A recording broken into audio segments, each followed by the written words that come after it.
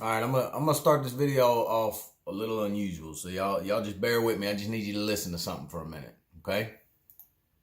Have a listen to this.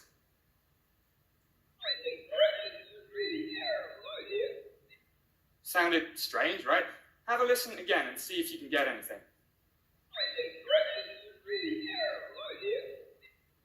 Still strange. Now listen to this. I think Brexit is a really terrible idea.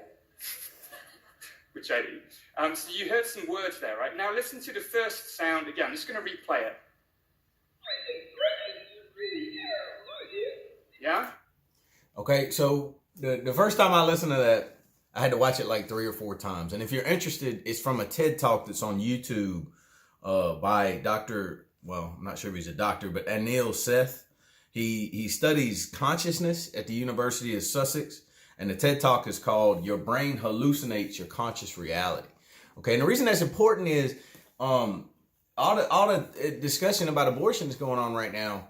It's important for us to try to study these things because there's a shift in this conversation about abortion that's making it about women's rights. And it was actually my mom that turned me on to the fact that the original argument for abortion back in the 70s was because it was linked to the women's rights movement. And obviously so, you're talking about the regulation of a woman's body. So, but it's also important to note the other side of that argument, which is human life. Okay. And in America, especially, we have a very bad history when it comes to regulating the rights of others. If you need to understand that, you can look up, anything from our history, from the slavery to the Trail of Tears to women's suffrage. So it's something we should obviously be, cognizant of and pausing as we're moving on that path to make sure that our ideals are where they're supposed to be. But especially in the media and on social media, because so many people that work for the media and Facebook, or not work for them, but that frequent those things for information and stuff, they lean left so much that it becomes a self-perpetuating echo chamber. All right. And the pro-life argument is not about, regulating women. It's about saving lives. To the pro-life activists, that's what it's about. It's about saving a child's life. Okay. Now, whether or not you agree with that and whether or not you think that's valid and whatever second or third arguments you come along with that, those are things that can be discussed.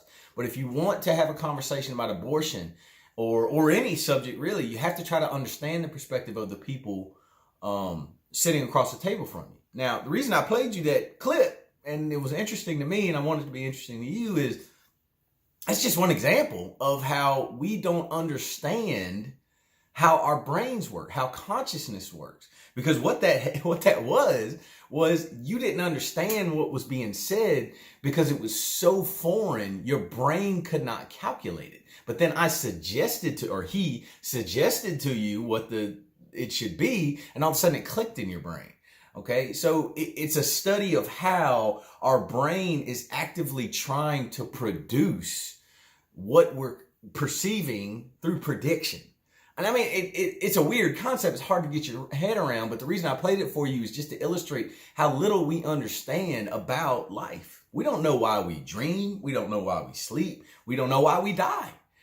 I'm not making that up. If you look into it biologically, there's no reason for our cells to just one day stop working. Okay, so anyway, I don't want to get too far off on a rant, but just make sure as you're talking about abortion, the pro-abortion and the anti-abortion argument, that you understand it's not about just being malicious towards women's rights. It's not. In the mentality of the people who oppose abortion, it is about saving a child's life. Okay, and for me, I don't know when a child becomes alive. I don't know when a fetus becomes conscious, and nobody else does either. There's just a bunch of beliefs, science, philosophy, religion. Nobody has answered this question for 100%.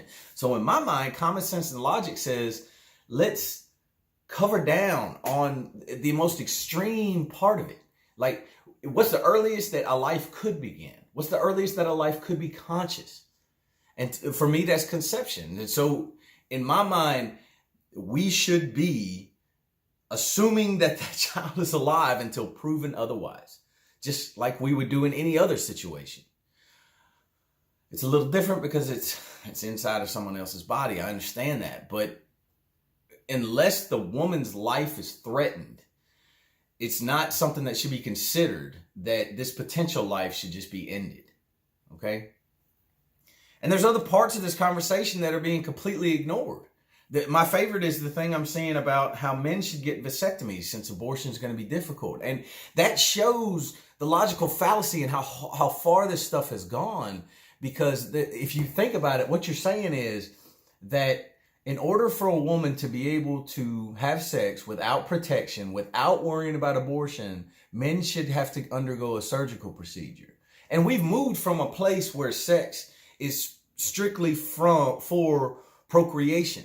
You know, that the original biological purpose of it, we moved away from that. And I don't think that's wrong. I mean, if you want to have sex for enjoyment, that's on you. But there are things out there in 2019 that enable you to do so without having to worry about family planning, the birth control and contraceptives and all the rest of this stuff. So I think we have moved away from an argument of personal responsibility that has a place in this conversation. Okay? Maybe not the most important piece, but it's in there somewhere and we have to stop ignoring it. I look forward to anyone who can watch 6 minutes and 45 seconds of video and debate me.